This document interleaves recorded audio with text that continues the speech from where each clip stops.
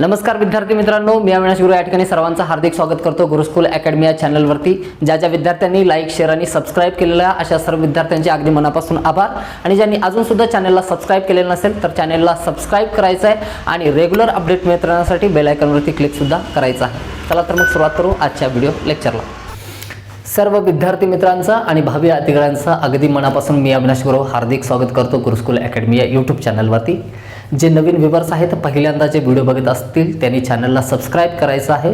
तर तुमच्यासाठी चॅनलच्या प्लेलिस्टमध्ये कंप्लीट इंडियन जिओग्राफी, संपूर्ण भारताचा भूगोल याच्या संदर्भात सर्व चॅप्टर्स या ठिकाणी काय संपूर्ण भारतीय भूगोल याच्या संदर्भात सर्व व्हिडिओज या ठिकाणी एकूण 86 व्हिडिओज त्या ठिकाणी अपलोड केलेले आहेत। कंप्लीट व्हिडिओ सिरीज काय स्पर्धा परीक्षांची तयारी करणारे विद्यार्थी आहेत, अगदी MPSC असेल, UPSCचं प्रिपरेशन करणारे असतील, PSI, STI, ASO, class C, class B या ठिकाणी ग्रुप B, ग्रुप C, तर अशा सर्व त्याच्यानंतर काय सरळ सेवा भरतीचे सर्व पेपर, तर यांच्यासाठी आवश्यक असलेलं संपूर्ण भारतीय भूगोल ही कंप्लीट व्हिडिओ सिरीज याच चॅनलच्या प्लेलिस्टमध्ये आहे।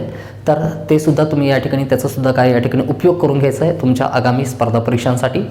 त्याचबरोबर आणखीन 4 व्हिडिओज या ठिकाणी काही शिल्लक आहे, त्याच्या संदर्भात 2 चॅप्टर आहेत। दळणवळण कम्युनिकेशन जो चॅप्टर आहे त्याच्या संदर्भामध्ये आणि काही भारतातील प्रमुख बंदरांच्या संदर्भात थोडीशी माहिती देणं शिल्लक आहे, तर ते सुद्धा व्हिडिओ या ठिकाणी लवकरात लवकर मी अपलोड करण्याचा प्रयत्न करेन।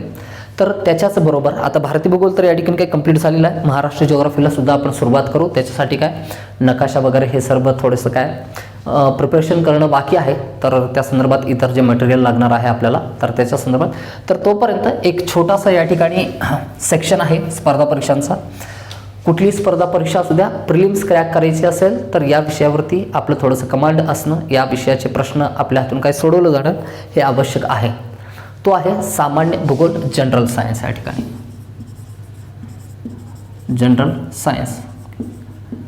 जनरल सायन्समध्ये या ठिकाणी जे 15 प्रश्न MPSC मध्ये विचारले जातात, 15 प्रश्न ग्रुप B मध्ये विचारले जातात, 15 प्रश्न ग्रुप C मध्ये विचारले जातात, तर हे संपूर्ण काय सामान्य विज्ञानावरती असतात। आणि हे सामान्य विज्ञान आहे 5वी पासून ते 10वी पर्यंत। या ठिकाणी 5वी पासून 12वी पर्यंत महाराष्ट्र बोर्डचा सिलेबस या ठिकाणी काय फॉलो करा, रेफर करा असं सांगितलं जातं, किंवा from standard 5th to standard 10th पर्यंत NCERTचा जो सिलेबस आहे तो या ठिकाणी काय जर विद्यार्थ्यांनी केला तर त्यांना जनरल सायन्स बाबतीत कुठल्याही प्रकारची काय कन्सेप्च्युअल किंवा फॅक्च्युअल अडचण निर्माण होत नाही असं सांगितलं जातं।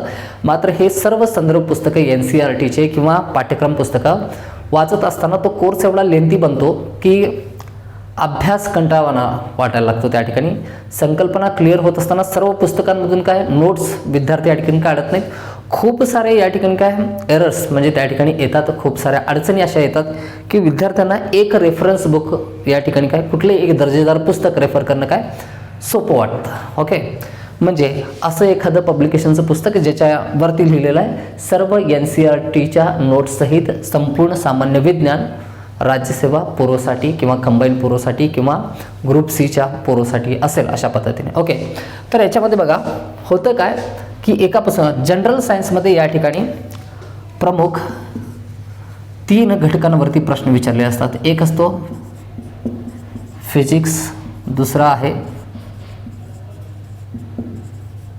केमिस्ट्री आणि तिसरा आहे बायोलॉजी। ओके, फिजिक्स हा ॲप्लिकेशन करायचा सब्जेक्ट आहे, तर याच्यावरती आधारित आलेले प्रश्नांचं जर तुम्ही काय स्वरूप बघितलं तर तुम्हाला ते काय लगेचच समजून जाईल की फिजिक्समध्ये एकतर बेसिक सगळे कॉन्सेप्ट्स क्लिअर असणं आवश्यक आहे आणि त्याच्यानंतर जे काही आपण त्याच्यामध्ये म्हणजे चॅप्टर अभ्यासणार आहोत तर त्यांचं ॲप्लिकेशन करून आपल्याला बरेच काय या ठिकाणी काय इक्वेशन सॉल्व करावे लागतात, असा बराच कंटेंट आहे त्याच्यामध्ये। ओके, मी जास्त त्याच्याबद्दल बोलणार नाही। एक फिजिक्स असेल, केमिस्ट्री आहे आणि त्याच्यानंतर बायोलॉजीमध्ये या ठिकाणी वनस्पतीशास्त्र आहे, प्राणीशास्त्र आहे, प्राणीशास्त्रामध्ये मानवी आरोग्य आहे, तर असे बरेच काय उपघटक त्याच्यामध्ये सुद्धा काय बनत जातात। तर सर्वाधिक क्वेश्चन कंपॅरेटिव्हली आपण जर काय बघण्याचा प्रयत्न केला या ठिकाणी काय सर्वसाधारणरित्या या ठिकाणी केमिस्ट्री आणि बायोवरती क्वेश्चनची संख्या जी येते तर ती अधिक असते। ओके, आणि विद्यार्थ्यांची ही डिमांड होती बघा, फक्त केमिस्ट्री विषयाच्या संदर्भात मी या ठिकाणी तुम्हाला सांगणार आहे इतर विषय जे आहेत तर ते सुद्धा या ठिकाणी काय पूर्ण करून घेतले जातील, मात्र त्यासाठी वेगळ्या शिक्षकांची मी या ठिकाणी व्यवस्था केलेली आहे, जे फॅकल्टी एक्सपर्ट असतील. तर ते तुम्हाला फिजिक्स आणि बायोलॉजी हे सुद्धा सब्जेक्ट शिकवतील. लवकरात लवकर त्याचंसुद्धा नियोजन करणे या ठिकाणी. तर आपल्याला या जनरल सायन्समधला स्टार्ट करायचा आहे कुठला? केमिस्ट्री. जसं की या ठिकाणी काही लिहिलेलं आहे. ओके, केमिस्ट्री म्हणजे रसायनशास्त्र किंवा रसायन विज्ञान. या सगळ्यांमध्ये एक गोष्ट कॉमन आहे, तर जनरल सायन्स सामान्य विज्ञान हा जो विषय आहे तर या फॅकल्टीचं नेमकं वेटेज किती आहे स्पर्धा परीक्षांमध्ये वेगवेगळ्या, अगदी सरळ सेवा भरतीपासून ते राज्यसेवा आयोग किंवा केंद्र सेवा आयोगाच्या परीक्षांची तयारी करत असताना किंवा IBPS असेल, क्लर्क असेल, SSC असेल, staff selection commission, CGL, tyre 2, tyre 1, tyre 3 असे बरेच एक्झाम जे होतात, या सर्व एक्झाममध्ये एक कॉमन सब्जेक्ट असतो कुठला? General science. तर याचे वेटेज किती किती आहे याच्या संदर्भात काय खूप सारे व्हिडिओज आहेत, मात्र आपण त्याच्यावरती वेळ न घालवता आज सुरुवात करणार आहोत केमिस्ट्री या सब्जेक्टला. तर केमिस्ट्री अंतर्गत येणारे एकूण सर्व जे टॉपिक आहेत, अगदी पदार्थ विज्ञानाचा ज्याच्यामध्ये आपण अभ्यास करतो, अगदी ॲटमपासून ते केमिकल्सचं या ठिकाणी केमिस्ट्रीचं डे टू डे लाईफमध्ये असलेलं यूज काय आहे, त्यांचं ॲप्लिकेशन काय केलं जातं, इथंपर्यंत संपूर्ण बेसिकपासून ते ॲडव्हान्सपर्यंत आपण प्रवास करणार आहोत. तर एकसुद्धा डाऊट तुमच्यामध्ये मनामध्ये राहायला नको. या ठिकाणी प्रत्येक कन्सेप्टवरती या ठिकाणी काय अगदी क्रिस्टल क्लिअर काम केलेलं आहे, कुठल्याही प्रकारची तुम्हाला अडचण निर्माण होणार नाही. असे बरेच कॉन्सेप्ट आहेत ज्याच्यावरती काय शिक्षक बऱ्याच वेळा काय चर्चा करणं टाळतात. तर असे सर्व विषय या ठिकाणी काय आपण हाती घेतलेले आहेत. आणि सगळ्यात महत्त्वाचं NCERTच्या बुकमधील जेवढे या ठिकाणी काय नोट्स आहे, संपूर्ण कंटेंट NCERTच्या बुकवरती डिपेंड आहे. म्हणजे बरेच असे कॉन्सेप्ट्स आणि बरेच असे फॅक्ट्स सर्वच्या सर्व आपण काय या ठिकाणी कव्हर अप करणार आहोत, जे की तुम्हाला स्टेट बोर्डमध्ये पाहायला मिळणार नाहीत. तर या ठिकाणी एकच सांगणं आहे, from first chapter to last चॅप्टरपर्यंत काय केमिस्ट्री माझ्यासोबत या ठिकाणी काय कंप्लीट करायची आहे. जेवढ्या उत्तमरित्या, जेवढ्या प्रभावीपणे, जेवढ्या अगदी खोल जाऊन संपूर्ण भारतीय भूगोल आपण कंप्लीट केलेला आहे, तर त्याच पद्धतीने संपूर्ण केमिस्ट्री या ठिकाणी काय मी कंप्लीट करेन. खूप सारे व्हिडिओ असणार नाहीत, व्हिडिओची लेंथ खूप असणार नाही या ठिकाणी. तर अगदी माझ्यासोबत काय स्टेप बाय स्टेप चालायचं आहे, पहिल्या व्हिडिओपासून ते शेवटच्या व्हिडिओपर्यंत. जवळपास 1-1.5 महिन्यांमध्ये जवळचा रोजचा 1 तास जर तुम्ही दिलात तर संपूर्ण केमिस्ट्री तुमचं या ठिकाणी काय तुमचा हँड बनून जाईल. आणि कुठलाही क्वेश्चन या ठिकाणी काय केमिस्ट्रीच्या संदर्भात येऊ द्या, तर तो क्वेश्चन तुम्ही काय चुटकीसरशी काय त्या ठिकाणी ब्लास्ट करून द्या पेपरवर. ओके, ही गॅरंटी आहे. चला तर मग सुरुवात करू आपण आजच्या आपल्या विषयाला, केमिस्ट्रीला. चला तर मग सुरुवात करूया आजच्या आपल्या विषयाला, केमिस्ट्री, ज्याला की काय म्हटलं जातं? रसायनशास्त्र असं म्हटलं जातं. रसायनशास्त्र या फॅकल्टीचा आज आपण अभ्यास करणार आहोत. अगदी प्रत्येक बेसिक गोष्टीपासून मी घेऊन जाणार आहे. जर एखादा कॉन्सेप्ट राहिला या ठिकाणी सांगायचा तर कमेंट बॉक्समध्ये तुम्ही विचारा.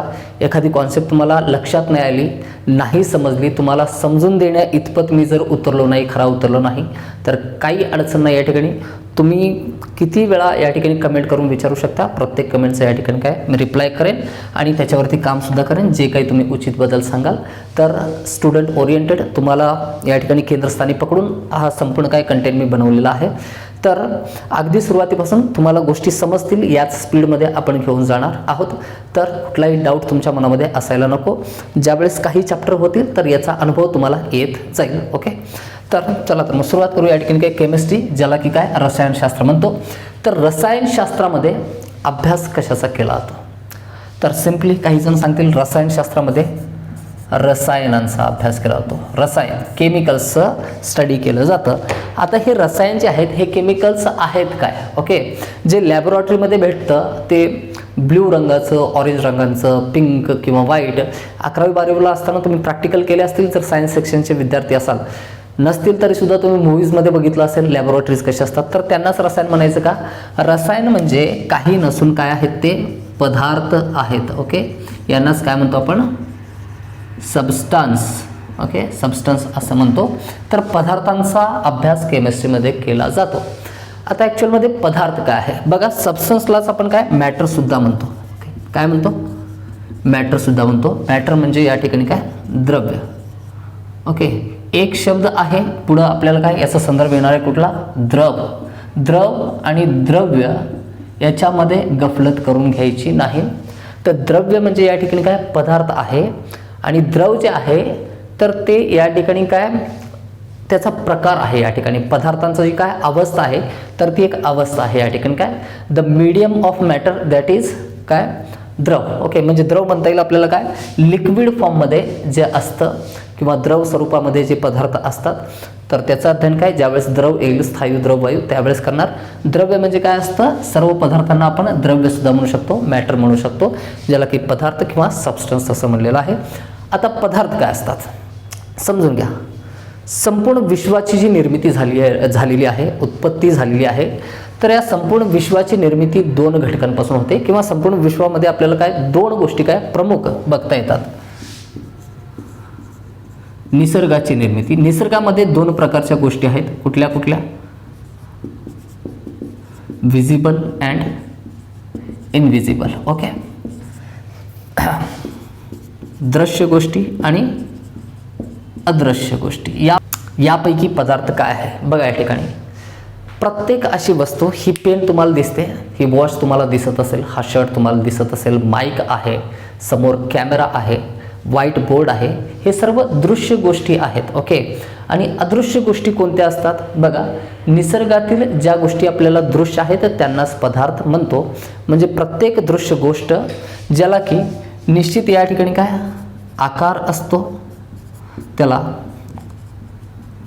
आकारमान असतं म्हणजे साईज असतं, व्हॅल्यूम असतं, त्याच्यानंतर त्याला वजन आहे ज्याला की आपण वेट म्हणतो या ठिकाणी.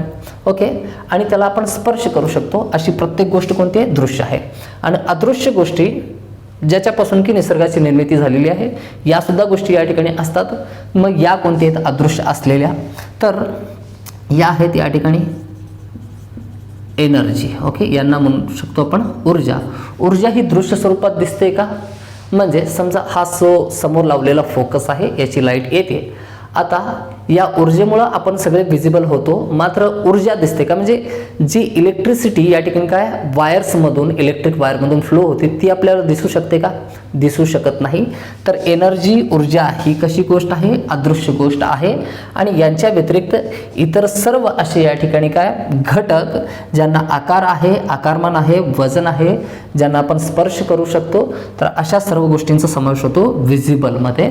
तर त्यांना म्हणतो आपण पदार्थ. ओके, तर याच पदार्थांचा आपल्याला काय अध्ययन करायचं आहे. याच पदार्थांचा अध्ययन म्हणजेच काय रसायनशास्त्र असं म्हणतो. आता रसायनशास्त्रामध्ये या पदार्थांचा कोणता अभ्यास करतो? ओके, बघा आता पदार्थ आहे या ठिकाणी, तर पदार्थाची कुठलाही पदार्थ असेल बघा, आपल्याला अगदी बेसिकमध्ये जायचं आहे या ठिकाणी. म्हणजे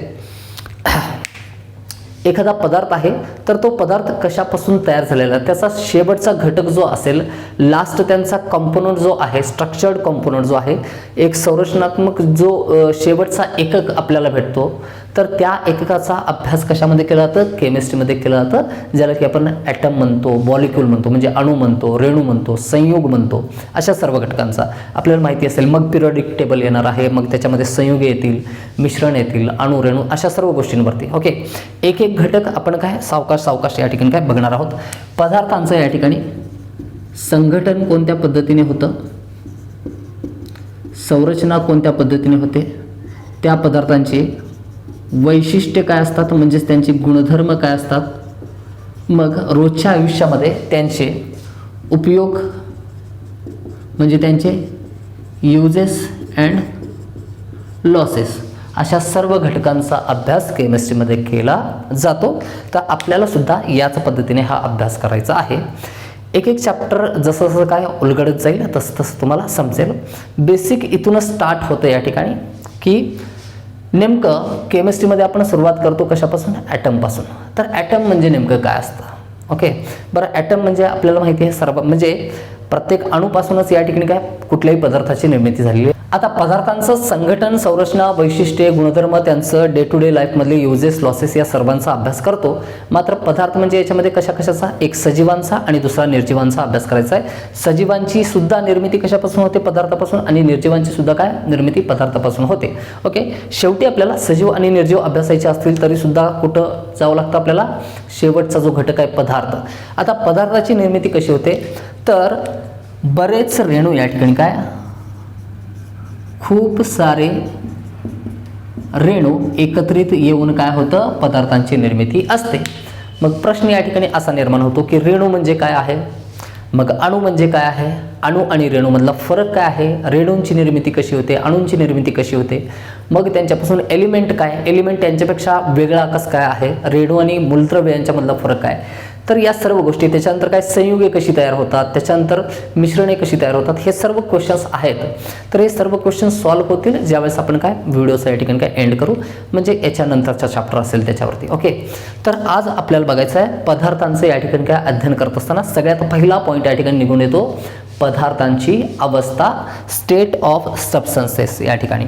तर सर्व पदार्थांचं या ठिकाणी काय आपण वर्गीकरण प्रमुखरित्या 3 प्रकारांमध्ये केलं जातं. म्हणजे लहानपणापासून आपण जे काही शिकलोय तर त्याच्यामध्ये पदार्थाच्या किती अवस्था आपल्याला सांगितलेल्या असतात, तर 3 अवस्था. तर त्या ठिकाणी ते उचित असतं. मात्र आता समग्र अध्ययन करत असताना या ठिकाणी कंप्लीट स्टडी करत असताना पदार्थांच्या एकूण किती अवस्था आहेत, तर पदार्थांच्या एकूण अवस्था आहेत किती, 5. यापैकी आपल्याला 3 माहिती आहेत, स्थायू, द्रव आणि वायू, सॉलिड, लिक्विड आणि गॅसेस. तर बघा, पहिल्यांदा आपण लिहून घेऊ पदार्थांच्या एकूण किती अवस्था आहेत, 5. पहिला आहे स्थायू, यांना म्हणतो आपण सॉलिड्स, सॉलिड. दुसरा आहे द्रव आहे, लिक्विड्स. तिसरा आहे वायू, याला म्हणू शकतो आपण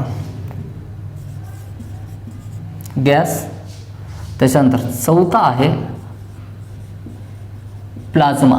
सगळ्यात महत्त्वाची अवस्था आहे 4थी आणि 5वी. तर 3 तर आपल्याला काय अशीही माहिती आहे. तर प्रश्न जर यायचाच झाला तर कोणत्या 2 अवस्थांवरती येऊ शकतो, एक प्लाझ्मा अवस्था, प्लाझ्मा अवस्था, आणि 5वी आहे बोस आइन्स्टाईन कंडेन्सेट या ठिकाणी. ओके, याच्याबद्दल बघू आपण पुढे. बघा, यांच्याबद्दल अध्ययन करत असताना या ठिकाणी स्थायूबद्दल, द्रवाबद्दल आणि वायूबद्दल आपण कंपॅरेटिव्हली स्टडी करू शकतो, आपल्याला माहिती आहे. मात्र तथ्य जे आहेत, फॅक्ट्स जे आहेत या ठिकाणी NCERTच्या बुक्समध्ये, तर ते दिलेले प्लाझ्मा आणि बोस आइन्स्टाईन कंडेन्सेट यांच्या संदर्भात. कन्सेप्टसुद्धा क्लिअर असते विद्यार्थ्यांची या 3 अवस्थांबद्दल, स्थायू, द्रव आणि वायू. मात्र अडचण असते कुठं, प्लाझ्मा आणि बोस आइन्स्टाईन कंडेन्सेट या अवस्थांमध्ये ही अवस्था कशी प्राप्त होते आपल्याला, स्थायूपासून द्रव अवस्था कशी प्राप्त होते, द्रवापासून वायू अवस्था कशी प्राप्त होते. तर याची प्रक्रिया, ही जी प्रोसिजर आहे तर प्रत्येकाला माहिती आहे. तुम्ही इतरांपेक्षा वेगळे त्यावेळेस ठरता किंवा तुमचं अध्ययन एक पाऊल पुढे जाऊन त्यावेळेस ठरतं ज्यावेळेस तुम्हाला काय सर्व 5ही अवस्थांबद्दल काय बिलकुल डिटेलमध्ये माहीत असतं. ओके, तर आपण काय एकेका घटकाबद्दल बघू. पहिलं आहे या ठिकाणी स्थायू. तर स्थायूमध्ये या ठिकाणी अशा पद्धतीने बघू. मी सांगितलं होतं बरेच रेणू या ठिकाणी एकत्र आल्याच्या नंतर काय पदार्थ तयार होत असतात आणि पदार्थांच्या अवस्था असतात, त्या कुठल्याही एका अवस्थेमध्ये काय तो पदार्थ असू शकतो. तर अशा पद्धतीने बरेच रेणू आपण या ठिकाणी दाखवलेले आहेत. तर या रेणूमध्ये रेणू एकत्र येतात आणि पदार्थांची निर्मिती होते. आता हा जो रेड पोर्शन मी दाखवलेला आहे तर तो रेणूंच्या आतला भाग आहे. म्हणजे हे जे रेड पोर्शन आहे ते असतं प्रत्येक रेणू इतर दुसऱ्या रेणूंवरती एक प्रकारचं या ठिकाणी काय आकर्षण बल प्रयुक्त करत असते. तर त्याला काय म्हणतो आपण, आंतररेणवीय बल असं म्हणतो. सगळ्यात महत्त्वाचा वर्ण आहे, लक्षात ठेवा. कोणतं, आंतररेणवीय बल, म्हणजे रेणूच्या आतमध्ये असलेलं बल, ज्याला की आपण काय म्हणू शकतो, inter molecular force. Okay, force हा सगळ्यात महत्त्वाचा आहे. याच्यावरतीच काय सर्व स्टेट या ठिकाणी काय डिपेंड करतात, सर्व अवस्था या ठिकाणी. बघा, स्थायू अवस्था ती असते ज्या अवस्थेला निश्चित आकार असतो. ओके, एक फिक्स साईज आहे, याला निश्चित आकारमान असतं, एक फिक्स व्हॉल्यूम आहे आणि त्याच्यानंतर स्थायूमध्ये असलेले जे आंतररेणुवीय बल आहेत बघा, रेणू जे आहेत, स्थायू एक काय निश्चित अवस्था आहे. ओके, स्थायू अवस्थेमधील पदार्थ आपण स्पष्टपणे बघू शकतो, तो उचलू शकतो, ठेवू शकतो. ओके, तर हाताळणं त्याला सोपं असतं कारण त्यांच्यामधील आंतररेणुवीय बल जे आहे, इंटरमॉलिक्युलर फोर्स आहे, अगदी घट्ट आणि अगदी स्ट्रॉंग असल्याच्या कारणानं तो पदार्थ कसा भासतो, आपल्याला कठीण भासतो द्रव अवस्थेच्या आणि वायू अवस्थेच्या तुलनेमध्ये. ओके, तर यांना हाताळणं काय कसं असतं, स्वाभाविकतः या ठिकाणी काय सोपं असतं. तर गुणधर्म काय काय, स्थायूंना निश्चित आकार असतो, निश्चित आकारमान असतं, त्यांच्यामधील आंतररेणुवीय बल हे कसं आहे, अधिक आहे. कसं आहे, अधिक आहे. कुठलं, इंटरमॉलिक्युलर फोर्स अधिक असतो, म्हणून ते अगदी घट्टपणे एकमेकांशी काय बांधलेले असतात, रेणू अगदी एकमेकांच्या जवळ असतात. ही गोष्ट लक्षात घ्यायची म्हटलं तर हे असं आहे जसं की दोन ट्रेनचे डबे आहेत, एक जनरलचा डब्बा आहे आणि एक रिझर्वचा डब्बा आहे. रिझर्वच्या डब्यामध्ये तेवढेच व्यक्ती चढतात ज्यांचं रिझर्वेशन आहे, मात्र जो जनरलची जी बोगी असेल तर त्याच्यामध्ये लोक ठासून ठासून भरलेले असतात, विदाऊट रिझर्वेशन त्या ठिकाणी काय प्रवास करत असतात ते व्यक्ती. तर घनता कुठे जास्त आहे, रिझर्वेशनच्या डब्यात की जनरलच्या डब्यात, तर निश्चितपणे जनरलच्या डब्यामध्ये काय असेल, घनता जास्त असेल. तर स्थायू पदार्थामध्ये जिथं की प्रत्येक रेणू अगदी एकमेकांच्या जवळजवळ दाटीवाटीने काय आहेत, त्यांच्यामधील इंटरमॉलिक्युलर फोर्स अगदी घट्ट आहे, घट्टपणे ते बांधले गेलेले आहेत, तर त्यांची घनता सुद्धा कशी असते, जास्त असते, म्हणून यांची अवस्था कोणती असते, स्थायू असते. ओके, तर याच्यामध्ये आपण बघितलं आकारमान निश्चित आहे, त्याच्यानंतर आकार निश्चित आहे आणि आंतररेणुवीय बल सुद्धा कसं आहे, अगदी म्हणजे स्ट्रॉंग आहे त्याच्यामधलं. ओके, तर स्थायूच्या तुलनेत द्रव अवस्थेबद्दल आपण जर बघायचं म्हणलं तर पहिली अवस्था समजली, आपल्याला फक्त कम्पेअर करायचं आहे. स्थायू अवस्थेच्या तुलनेत द्रव अवस्थेला या ठिकाणी निश्चित आकार असत नाही. बघा, मी फक्त जे कीवर्ड आहेत ते या ठिकाणी काही लिहून देतोय, मात्र नोट्स लिहित असताना अगदी एका सेंटेन्समध्ये नोट्स तुम्हाला बनवायचे असतील तर हेडिंग टाकून तुम्हाला मी सांगतोय त्या पद्धतीने नोट्स बनवणं हे तुमच्या हातामध्ये आहे. ओके, आणि तुम्हाला बनवावेच लागतील. नोट्स न बनवता तुम्ही सायन्स सेक्शनचा अभ्यास करणं म्हणजे या ठिकाणी काय एक प्रकारचं वेळेपणा असेल. ओके, तर तुम्हाला थोडासा अधिक वेळ लागू द्या. बघा, ही जी प्रक्रिया असते शिकण्याची याच्यामध्ये थोडासा पर्याप्त वेळ द्यावा लागतो, त्याच्याशिवाय गोष्टी साध्य होत नाहीत. फक्त व्हिडिओ बघितलात तरी मला काय या ठिकाणी म्हणजे तुम्ही नोट्स काढला तर याचं काही बेनिफिट भेटणार नाही, मात्र तुम्ही व्हिडिओवरती आहात, अध्ययन करत आहात, तर विथ नोट्स केलात तर ते जास्त युजफुल असेल. ओके, नंतर सांगेन त्याच्याबद्दल. बघा, निश्चित आकार असतो का, नाही. आकारमान, निश्चित आकारमान असतो. ओके, याला निश्चित आकारमान आहे, म्हणजे द्रव अवस्थेतील जे पदार्थ आहेत त्यांना निश्चित आकार नसतो. म्हणजे आणि आकारमान आहे याचा अर्थ काय, व्हॉल्यूम आहे, आकारमान बदलत नाही.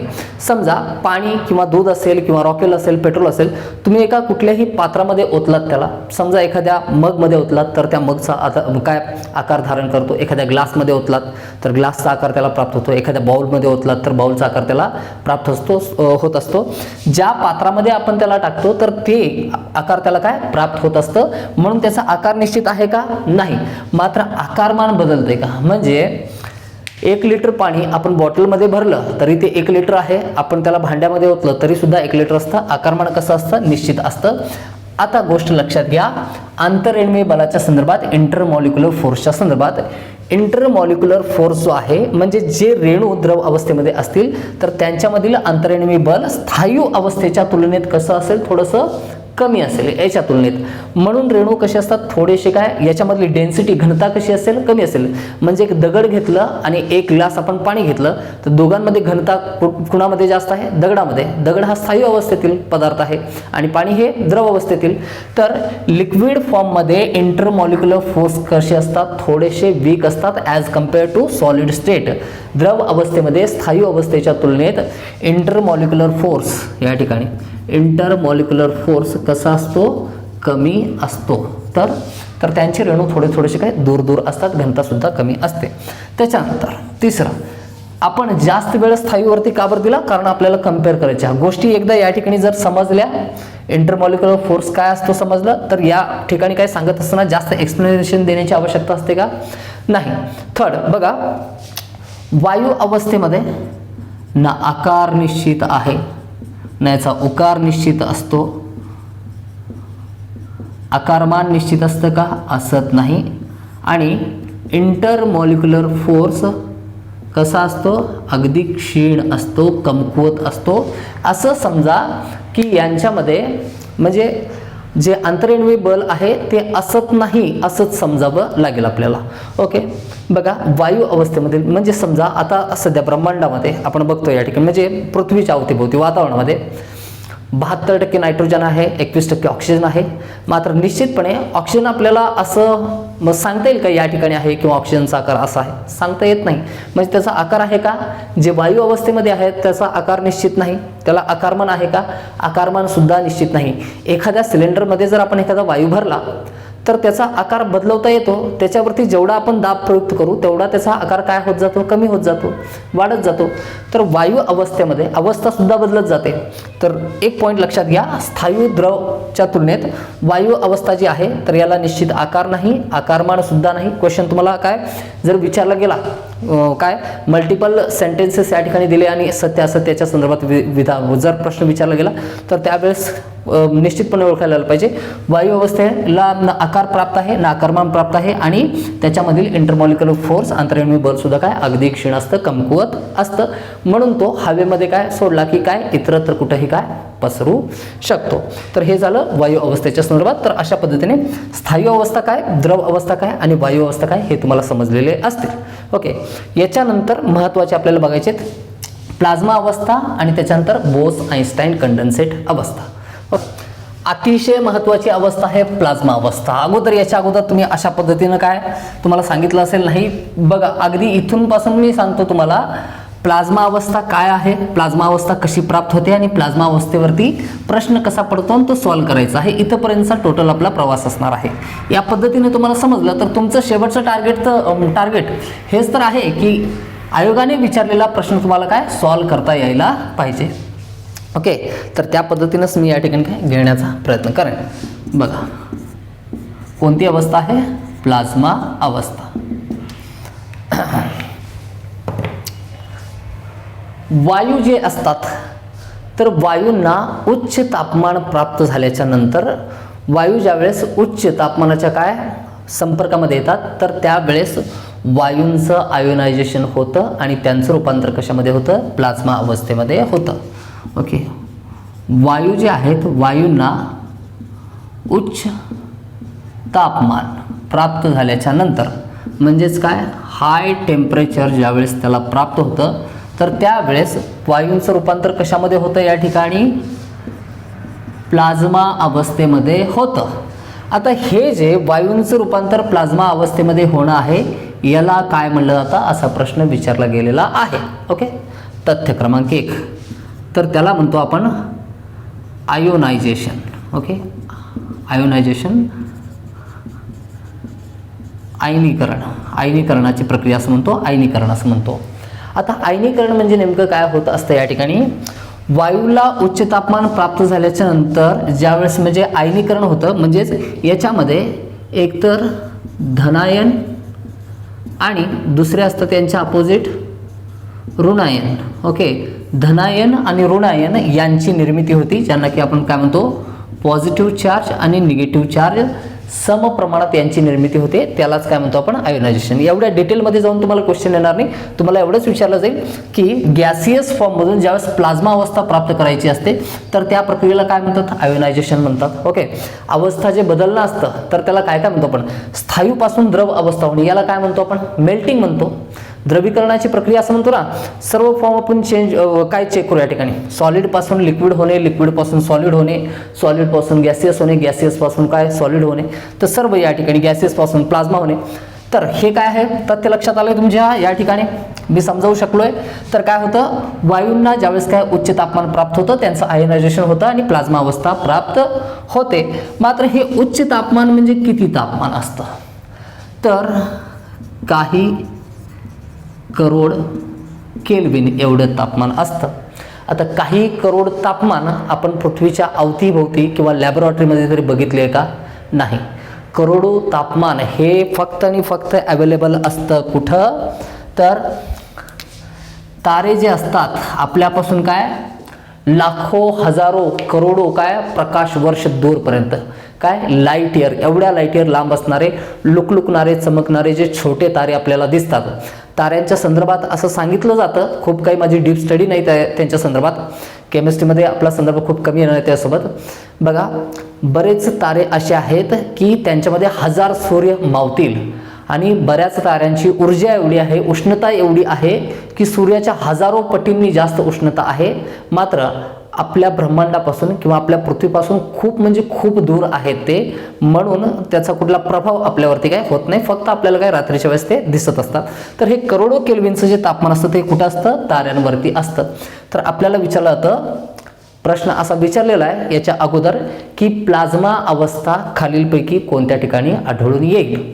तर त्यावेळेस आपलं उत्तर काय असेल, जर पर्यायामध्ये असेल तुमच्या सूर्य, तर तुम्ही आन्सर काय लिहाल, सूर्य. कारण सूर्य सुद्धा एक तारा आहे आणि सूर्यावरती सुद्धा काय करोडो केल्विनचं काय तापमान आहे. तर ज्या ठिकाणी करोडो केल्विनचं तापमान असेल तर त्या ठिकाणी वायूंचं काय होतं, आयोनायझेशन होतं आणि प्लाझ्मा अवस्था तयार होते. आता प्लाझ्मा अवस्था असते म्हणजे नेमकी काय असते, तर प्लाझ्मा अवस्था म्हणजे आहे वायूंचे ढग तयार होत असतात, क्लाउड्स तयार होत असतात. कधी तुम्ही सिरियल बघितलेत म्हणजे जे पौराणिक असतात, म्हणजे जसं की रामायण आणि महाभारत बघितलं असेल, त्याच्यामध्ये बऱ्याच वेळा काय हिंदू देवी देवतांचे काही सीन दाखवले जातात स्वर्गामध्ये, म्हणजे ब्रह्मदेव बसलेले आहेत, इंद्रदेव बसलेले आहेत, मेनका आलेली आहे, अप्सरा आलेली आहे. ओके, हे सीन असतात. त्या ठिकाणी काय नृत्य गायन सुरू आहे, इंद्राचा दरबार भरलेला आहे आणि अचानक नारद मुनी त्या ठिकाणी येतात. तर हे जे सर्व पात्र ॲक्टिंग करत असतात, तर हे पात्र ज्या ठिकाणी थांबलेले असतात कमरेपर्यंत काय असतं, तर त्या ठिकाणी क्लाउड्स असतात, फॉग्स दाखवलेले असतात, म्हणजे एक प्रकारे स्मोक क्रिएट केलेला असतो, म्हणजे ढग दाखवण्याचा प्रयत्न केलेला असतो. आता हे ढग म्हणजे काय, म्हणजे स्वर्गाचा सीन दाखवताना जे कमरेपर्यंत ढगांची निर्मिती केलेली असते, क्लाउड्सची निर्मिती केली असते, तर ते ढग कशाचे असतात, वायूंचे ढग असतात. आणि उच्च तापमानामुळेच म्हणजे एक प्रकारे असा संदर्भ त्या ठिकाणी काय पकडून ते सीन तसे तयार केलेले आहेत. स्वर्ग म्हणजे तो ताऱ्यांवरती असतील त्या ठिकाणी काय अंतराळामध्ये. ओके, आणि देवदेवता याच काय प्लाझ्मामध्ये काय ॲक्टिंग करत फिरत असतात. ओके, म्हणजे सिरियलच्या संदर्भात बोलतो मी. लक्षात आलं तुम्हाला, म्हणजे का बरं दाखवलं होतं ढग, तर म्हणजे जिथंपर्यंत मला अनुभव आहे ते जिथंपर्यंत मला माहिती आहे तिथंपर्यंत मी तुम्हाला काय सांगेन. ओके, तर प्लाझ्मा कुठं असेल, प्लाझ्माबद्दल काय काय बघितलं या ठिकाणी, वायूंचं काय उच्च तापमानाला, हाय टेम्परेचरला म्हणजे करोडो केल्विन तापमानाला आयोनायझेशन होतं आणि त्याचं रूपांतर कशामध्ये होतं, प्लाझ्मा म्हणजेच वायूंच्या ढगामध्ये होतं. आणि याच ठिकाणी काय स्वर्गाचे सीन जे दाखवले जातात ते एक एक्झाम्पल आपल्याला म्हणता येईल. तर हे करोडो केल्विन तापमान कुठं असतं, ताऱ्यांवरती असतं, ताऱ्यांच्या अवतीभोवती असतं. सूर्यसुद्धा एक तारा आहे. तर सूर्यावरती कोणती अवस्था आहे, तर मग पर्याय असतील स्थायू, द्रव, वायू, प्लाझ्मा. तर तुमचं उत्तर काय असेल, प्लाझ्मा असेल. म्हणजे क्वेश्चन उलट कोणत्याही पद्धतीने विचारलं जाईल, सूर्यावरती कोणती अवस्था आहे आणि प्लाझ्मा अवस्था कुठं असेल, मग ऑप्शनमध्ये एकतर तारा असेल किंवा सूर्य असू शकतो. ओके, आणि आयोनायझेशन म्हणजे काय आहे, धनायन आणि ऋणायन यांची काय समप्रमाणात काय निर्मिती. आता एक गोष्ट इथंच लक्षात घ्या, जर समजा आयोनायझेशन झाल्यामुळं वायूंचं रूपांतर वायूंच्या ढगांमध्ये होतं, ज्याला की प्लाझ्मा म्हणतो, तर प्लाझ्मापासून वायूंची निर्मिती कशी होईल, ज्या वेळेस प्लाझ्माचं डिआयोनायझेशन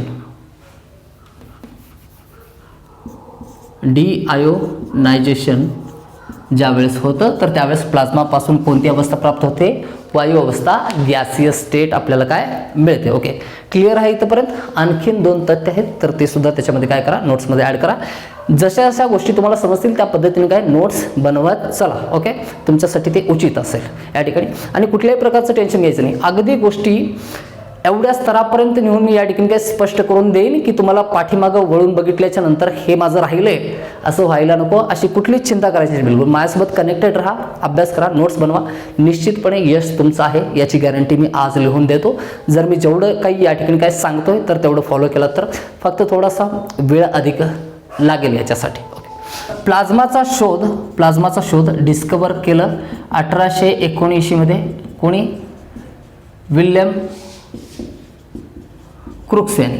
आणि दुसरा फॅक्ट असा आहे, ज्यावेळेस विल्यम क्रुक्स यांनी या अवस्थेचा शोध लावला तर त्यावेळेस त्या अवस्थेला त्यानं प्लाझ्मा असं नाव दिलेलं नव्हतं, फक्त त्याने अवस्थेचा शोध लावलेला होता.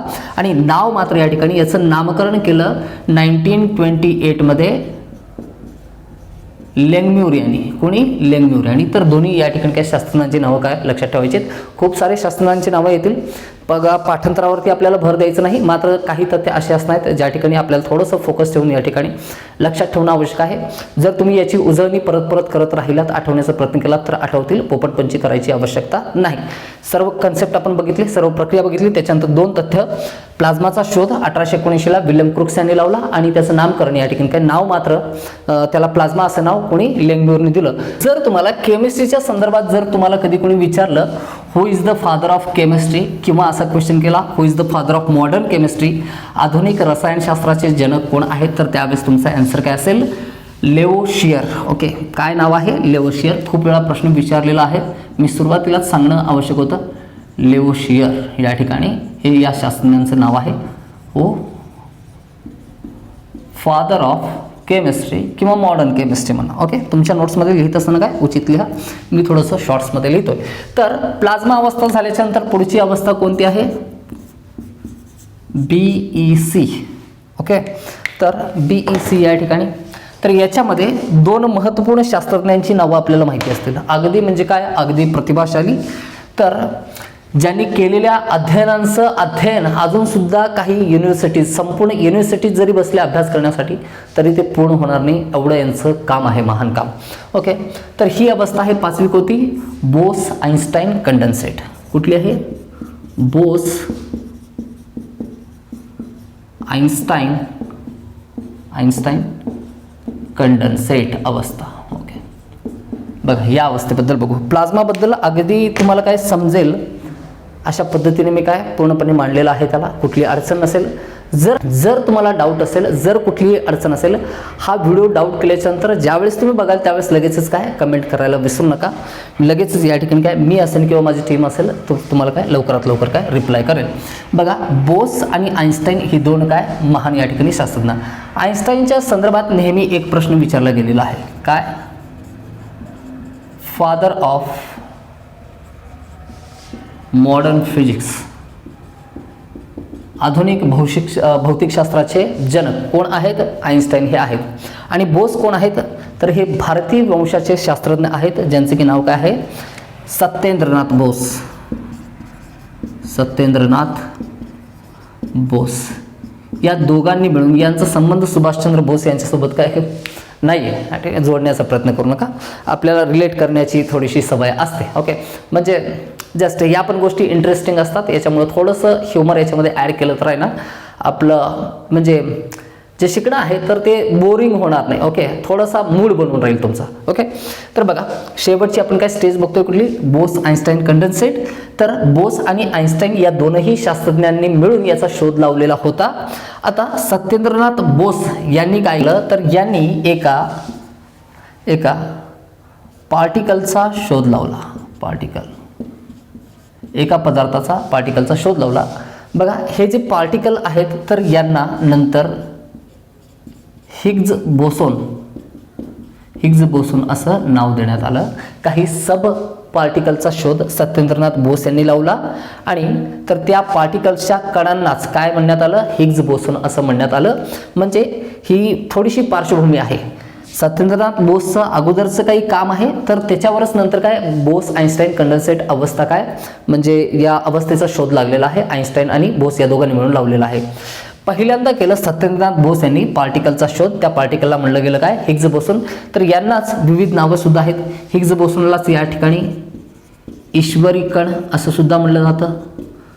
यालाच काय गॉड पार्टिकल ऐकलं असेल कधी तुम्ही. गॉड पार्टिकलच्या संदर्भात बऱ्याच शास्त्रज्ञांचं असं म्हणणं आहे की हा जो गॉड पार्टिकल आहे, हिग्ज बोसोन आहे, ईश्वरी कण आहे, तर याच गॉड पार्टिकलमधून संपूर्ण विश्वाची उत्पत्ती झालेला आहे असे सिद्धांत बऱ्याच शास्त्रज्ञांचे आहेत.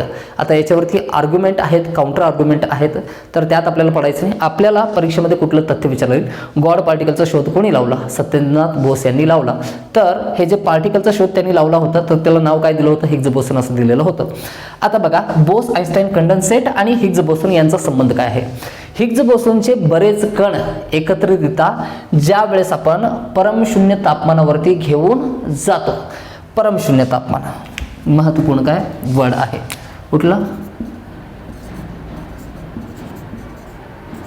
परमशून्य तापमान. या हिग्स बोसोनच्या बऱ्याच कणांना ज्यावेळेस काय आपण परमशून्य तापमानावरती घेऊन जातो तर त्यावेळेस प्राप्त होणारी अवस्था कोणती आहे? Bose Einstein condensate. आता या ठिकाणी बऱ्याच कॉन्सेप्ट तुमच्या क्लिअर होतील याच्यामध्ये. BEC मध्ये बघा परमशून्य तापमान काय आहे? परमशून्य तापमान म्हणजे आपल्याला मिनिमम पॉसिबल टेम्परेचर असं म्हणता येईल. आता हे मिनिमम पॉसिबल टेम्परेचर किती असतं? ओके, आणि कुठे हे प्राप्त होतं आपल्याला, कुठे हे आपल्याला बघायला भेटतं? मी सांगितलं होतं करोडो केल्विनचं तापमान कुठं आहे? ताऱ्यांवरती आहे. तर प्लाझ्मा अवस्था कुठं असेल? ताऱ्यांवरती, सूर्यावरती असेल.